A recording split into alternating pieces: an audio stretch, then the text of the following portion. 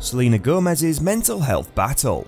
Selena Gomez has been extremely candid about her battles with mental illness and feelings of hopelessness as a young girl, and later as a child while growing up in front of the cameras.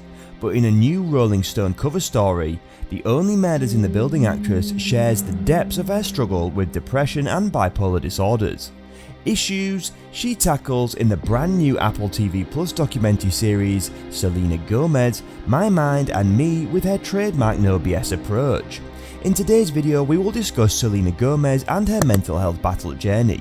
Don't forget to subscribe to our channel. Let's begin. The documentary claims that just minutes into the series we see Gomez tearfully check into a treatment facility and cancel her 2016 revival tour, as well as moments in which she is unable to get out of bed, lashes out at friends, wanders about her house aimlessly and breaks down during a press tour. Gomez claimed that until a few weeks ago she thought about ending the documentary. It was that real. Because I have the platform I have, it's kind of like I'm sacrificing myself a little bit for a greater purpose, she told the magazine. I don't want to sound dramatic, but I almost wasn't going to put this out. God's honest truth. A few weeks ago I wasn't sure I could do it. However, she tells RS that telling tale was crucial, which may be why she shared some of the most challenging challenges she has encountered in private. I'm going to be very open with everybody about this. I've been to 4 treatment centres, Gomez said. I think when I started hitting my early 20s is when it started to get really dark, when I started to feel like I was not in control of what I was feeling, whether that was really great or really bad. During those high and low times, she would occasionally go without sleep for days and become convinced that she should buy cars for everyone she knows and that the world needed her gift. The lowest lows, she claimed, would follow the mania and start with depression before turning into terrifying isolation. Then it was just not being able to move from my bed. I didn't want anyone to talk to me, she said. My friends would bring me food because they loved me, but none of us knew what it was. Sometimes it was weeks I'd be in bed, to where even walking downstairs would get me out of breath. Even though Gomez said she never tried suicide, she admitted to RS that she thought about it for a long time. I thought the world would be better if I wasn't there, she said.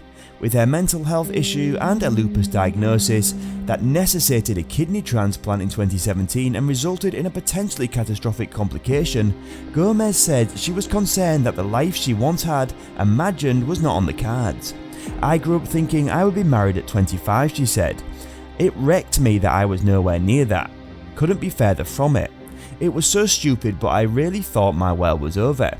Gomez claims that she started hearing voices a year after her surgery, which finally led to a psychotic episode.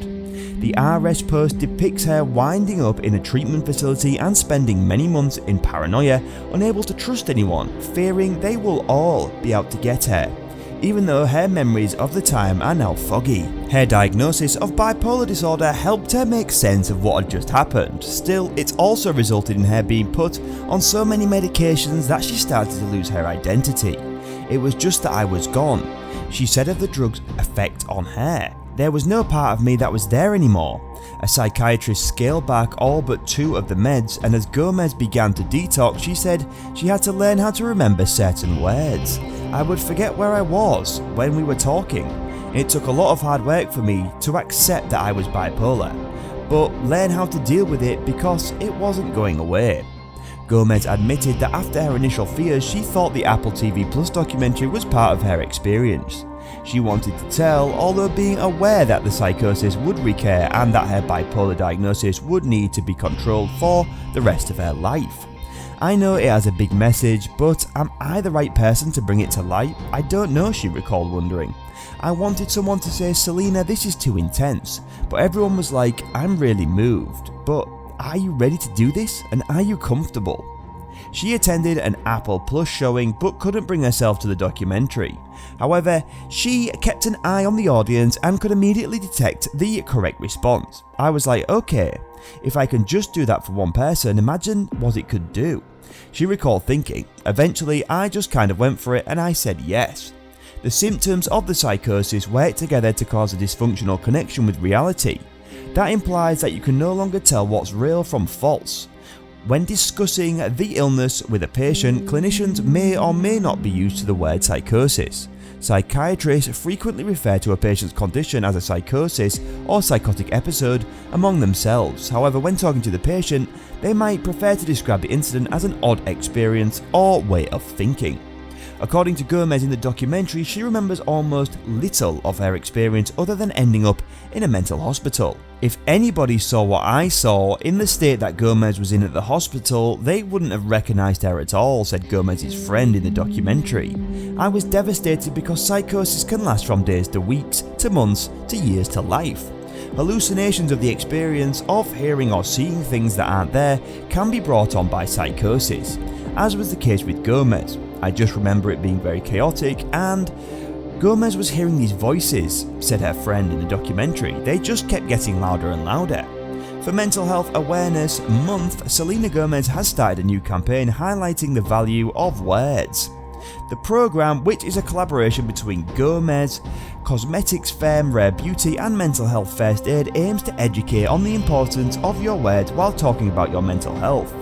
According to a statement, Your Words Matter, Gomez wrote to her 317 million followers on Instagram, "Join Rare Beauty for Mental Health Awareness Month as we share resources and bring awareness to the power of your words all month long on IG and rarebeauty.com/rareimpact. Together we can break the stigma." Now, words can be a barrier to people seeking help and increase the stigma associated with mental health. Many of these words have been normalised and accepted for far too long, but it's time we bring awareness to the words we use because they matter, she wrote. Even in my own TikTok video, I now realise that my words matter and can have a powerful impact. On Instagram, Rare Beauty shared some advice on how to alter your words to emphasise the individual rather than their mental health. For instance, one could say a person who has bipolar disorder instead of a bipolar person. Alternatively, use someone who died by suicide for someone who committed suicide. Gomez and Rare Beauty started the Mental Health 101 campaign for Mental Health Awareness Month. According to Gomez, the initiative is committed to supporting mental health education and advocating financial support for greater mental health services in education. Gomez originally disclosed her bipolar condition on her Bright Minded Instagram live series in April 2020. She has since set her eyes on launching a platform for mental wellness called Wondermind. She received the 2019 McLean Award in September, and for her advocacy of mental health, and in her acceptance speech she spoke at length about her battles with depression and anxiety. That's all for this video guys, we'll be back soon with another informative one. Don't forget to like and share. Until next time.